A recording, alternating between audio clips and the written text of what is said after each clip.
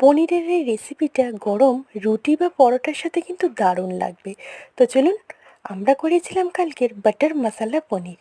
রেসিপিটা শেয়ার করে ফেলি। পনিরগুলিকে লঙ্কা হলুদ দিয়ে ভেজে গরম জলে ভিজিয়ে দিলাম।